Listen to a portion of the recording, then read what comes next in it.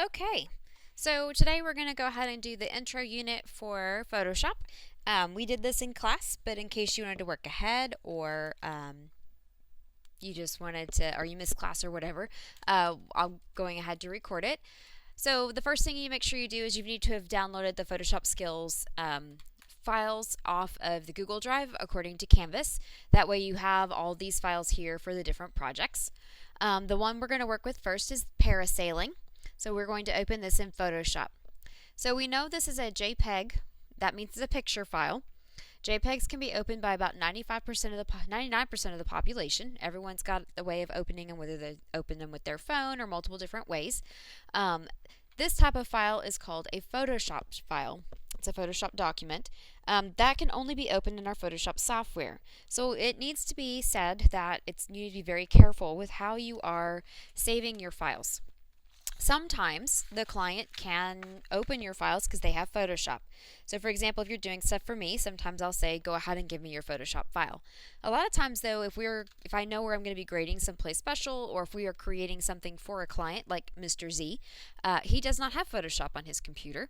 Or I don't have it on my personal computer, so if I know I'm grading from home, you giving me a Photoshop file means I can't open it. So you do have to be very conscientious of what you do to your different file namings when you're saving things, so that you're saving them in a way that people can actually open your files. Because you spent all this time working on it, let's go ahead and do that.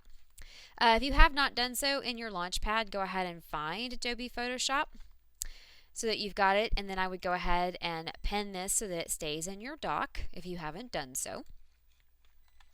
I'm going to go ahead and grab parasailing and drag it to the Photoshop icon on my dock. That will then ask my Photoshop software to open my file. That only works on a Mac. Otherwise, I could right click it and say open with, and then a list of files that they recommend opening it with will pop open. That does work on a PC, but I'm lazy. I told y'all that. Click and drag. Alright, so we've learned how to open a few things. So we do have a menu bar up here at the top. We have a tools panel over here on the side. We've got a swatches panel. This might be open for you when you first open Photoshop. This has got step tutorials that might help you. I have linked to some of these in the Canvas website as well. And then you can actually download and attach certain libraries. That's a Creative Cloud feature. I haven't played with that too much, but that panel is right there as well. For the basics, we're not really going to deal with this panel, so I'm going to hide this so that I just see my swatches, my properties, and my layers panel. Those are going to be the big ones that we play with a lot. So the first thing I want to do is I want to zoom in just a little bit. So I'm going to hit my zoom tool, and here in my menu bar I'm going to make sure I'm zooming in, and I can really zoom in to my parasailer. So I can use my scroll bar so I can go see the various different pieces of him. They're just really up there, aren't they? If I want to zoom out, here in my menu, I need to click the zoom out so that I can zoom out to see things. Another way I can do this, if I double click the hand tool, it automatically resizes my picture to fit here on my Photoshop workspace. That way I can make sure that I can see everything I want to see. Sometimes I will say that things need to be specific file sizes and whatnot, and if you're opening a picture, it's really hard to tell what size this is. It's being resized to fit on my screen, but it could be 50 feet by 50 feet for all we know.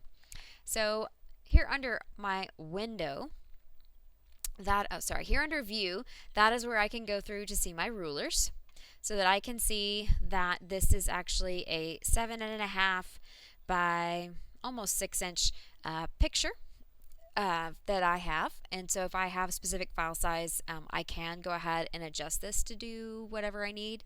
I can also add guidelines on here. Maybe my client wants a 1/2-inch border, or in this case a 1/4-inch border, so I can actually draw guidelines to help me figure out where a 1/4 inch might be on this page. So that would be right there, and that would be right there. And so these guides, they don't really print. They're just a helpful feature that helps you just a little bit when you're out there designing things. Ooh, that one's a tricky one. There we go. So I can go through and see where it would be if I were to crop this by 1/4 of an inch all the way around where it would be. Once you've kind of dealt with those, you can get your hand and drag them. Sorry, get your move tool. You'll see the double-edged arrow and drag them off your document back to the ruler, and that will get rid of your guidelines. Guidelines are very helpful if I am lining objects up, if I'm trying to save space. Most printers don't print all the way to the edge of the paper. They print on bigger paper and are chopped down to be that size. So knowing that even though I say my sheet of paper is 8.5 by 11, my printer's not going to print that other 1/4 inch around the edge, not putting any important information in that space, your guides would be a good thing to help you with that. Okay, so we've talked about zooming in and rulers and all that. We're going to go ahead and resize this by cropping this picture down just a little bit. So this one right here, this is my move tool. And if you forget what a tool is, you'll notice if I hover my mouse over it, it then tells me what that tool does. So I'm going to go down to the 1, 2, 3, 4, 5th one, to my crop tool, so that I can adjust the size of this picture. So you'll notice on this case, because it's just one thing, I've got these control handles here on the side. So I'm going to click and drag so that I can see my parasailer still pretty good. You'll notice there in the bottom corner that I also have size requirements, so I can go through and say, okay, I want it to be like close to 6.5 by 4.5. It's close enough. So that I can see what my picture is going to look like. Now I'm zooming into my person a little bit better, and then I can hit enter on my keyboard to accept the change. If, let's just say, you don't like it, you can Command Z. That'll undo, but it only undoes one single step. I can go up here to edit, undo, which is great, but that's a lot of work. I can also come right here to my history panel. This one's going to be a very important panel for you to have. So this is going to go through and it shows you all the steps that I have done opening my document. It saves like, I think it's 25 or 50 different steps, but that way I can go back and maybe undo things. Maybe I want those guides back, or I want to redo my crop. So I can go back through the steps I've done to get where I kind of want things to be. Okay? Okay, so I have my awesome little parasailer. I'm going to choose the T for the type tool because I'm going to go ahead and type in some words on here. Please be aware, because I've been playing in Photoshop, I have some fonts and things that have already been picked. Yours is probably just going to be a default font. That's fine. Go ahead and just pick something. So you'll notice it puts dummy text when I first put it on there. I'm just going to say, I can see my house from here. So that way I've got some text to go on my parasailer. Once I'm done, I'm going to hit my move tool. Now you'll notice that my text kind of goes off the page. So I'm going to, with the move tool, click and drag it to kind of come around somewhere. I'm going to kind of pick a good spot. Not worried about the color just yet. We'll get to that in just a second. But I've got some text on my parasailer. You will notice over here my layers panel, I have a T, and this right here, this is a new layer. So think of a layer like a clear sheet of plastic. So on that clear sheet of plastic, I have these words.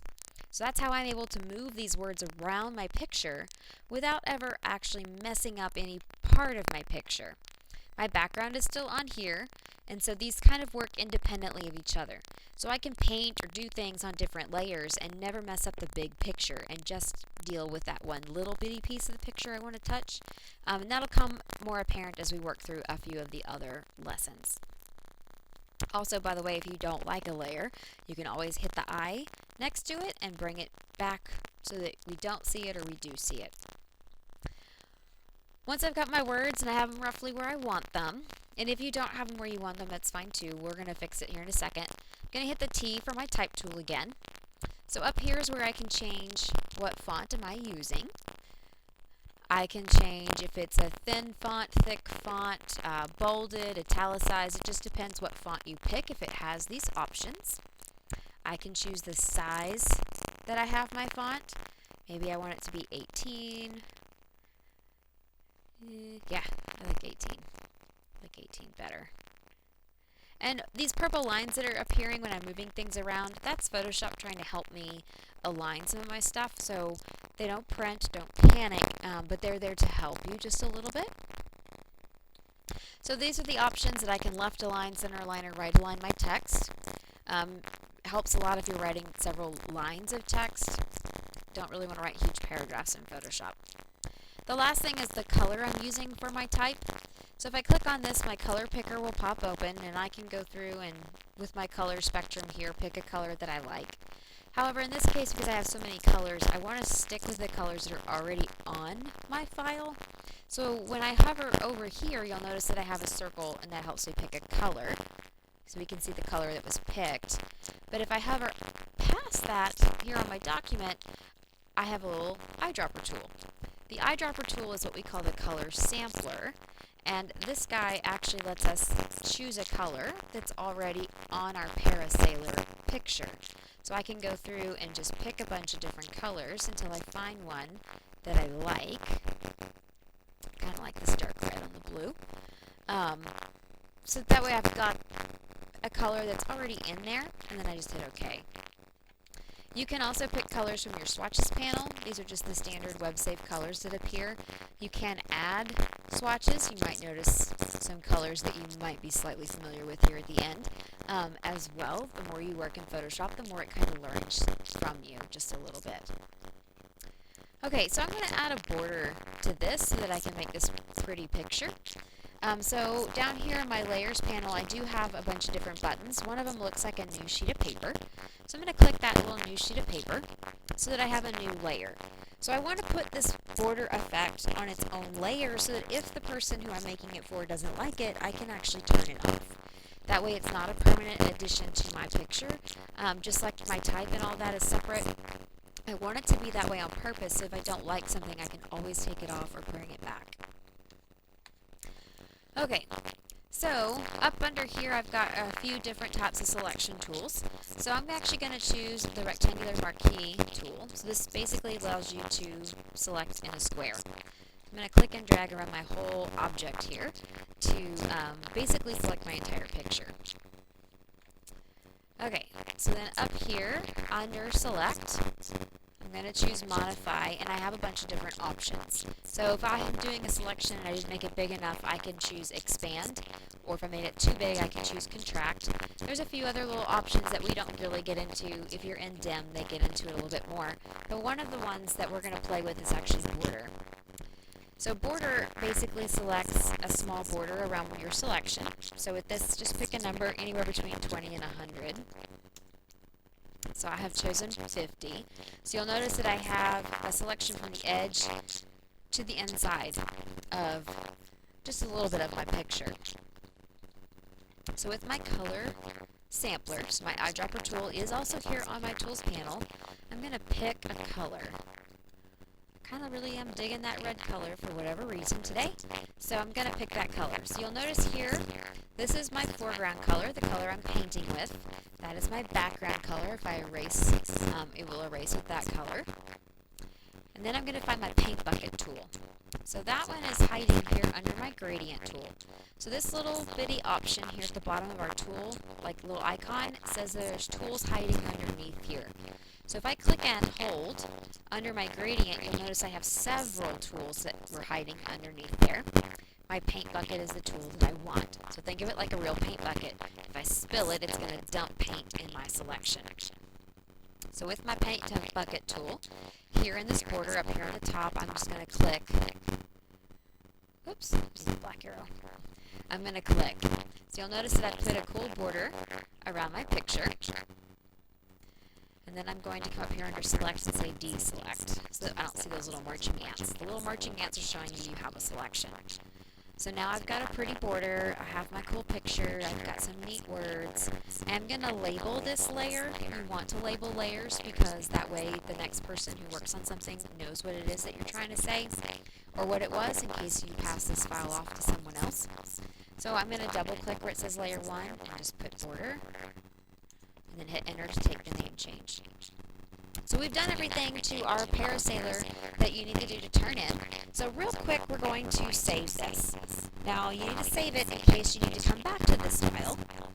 So we're going to keep it as a Photoshop file the first time. So I'm going to do File Save As. And I went ahead and on my desktop made a file folder called To Turn In. So I'm going to make sure, oh, my mouse stopped working. I'm going to make sure that I'm in my To Turn In file. There it goes. And if yours looks like this, that's fine. You might be able to see it here under Where. If not, hit this button down here. You can get to your desktop to find your file. We're going to give it a name, Parasailing with our last name. And then here under Format, we're going to make sure that it says Photoshop. That way, if I open this up again, I can get to all my layers. I can change the words. Maybe I misspelled something. I want to change my color of my border. I have all the options to do that. So we're going to go ahead and hit Save. Maximize compatibility, we always want to make sure that's checked. That way an older version of Photoshop can open our files. So it says that it's saved. If I go click my To Turn In folder, there is my Photoshop file. However, it's a pretty big file. That's pretty big. On Canvas, for this assignment and several others, I've asked for the JPEGs. And the JPEGs I asked for is so that way if I'm at the hockey rink, I can grade from my phone, because 99.9% of the world can open up a picture file. Or I can grade from my other computer, which doesn't have Photoshop installed. There will be times I ask for Photoshop files. There will be times I ask for JPEGs. This is one of the JPEG days. So to save it as a JPEG so that anyone can open it, for example, Mr. Z who has no Photoshop, we're going to go ahead and choose File and choose Save As. Same steps I just did. Has my name, and when you're naming things, don't ever delete the dot whatever at the end. That's really important. We don't want to lose it. We don't want to misspell it.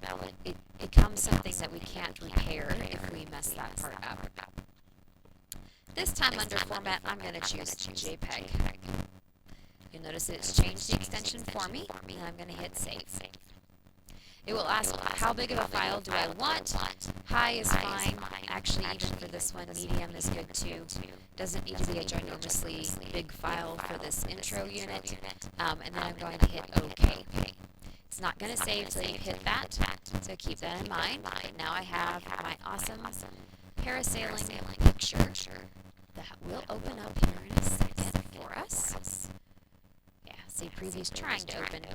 It's trying. Of my lovely pretty picture. And so even with the medium save settings, it looks pretty good. So that one is ready to go ahead and be done with. So make sure that you go ahead and save. And I'll see you in the next lesson.